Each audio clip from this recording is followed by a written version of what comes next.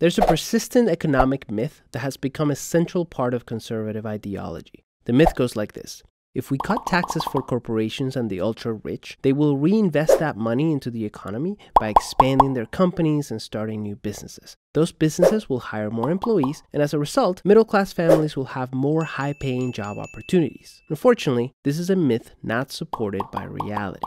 Expecting corporate tax cuts to trickle down to you, it's kind of like expecting fast food to look like it does in the ads. It's just not gonna happen. A prime example of this disconnect is AT&T. From 2008 to 2015, AT&T took advantage of tax breaks and loopholes that lowered their effective tax rate to 8%. So what did they do with the tax savings? Did they reinvest it into new businesses? Did they hire more people? Not only did AT&T reduce its total workforce by 80,000 people, they used part of the tax breaks to buy back their own shares, helping to artificially inflate their own stock price. Now, there's a specific reason why they would do this. Like many other big companies, executive compensation is directly tied to the performance of their stock price. In a nutshell, AT&T got massive tax breaks, laid off tens of thousands of people, and used the savings to boost their own incomes. The problem is that AT&T is hardly the exception. A study by the Institute for Policy Studies tracked 92 tax-dodging companies from 2008 to 2015. In theory, these companies should have been the biggest job creators in the market. In reality, here's what happened. While the rest of the private sector had a job growth rate of 6%, these 92 companies actually averaged a negative 1% job growth. To add insult to injury,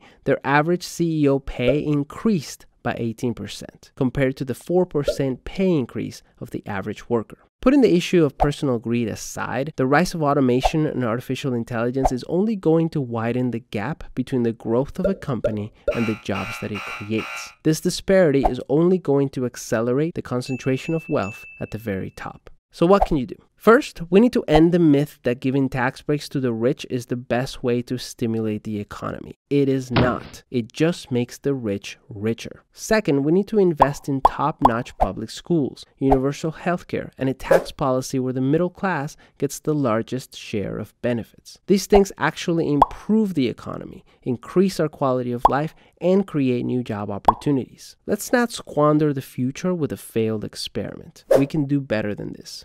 Much better. Peace.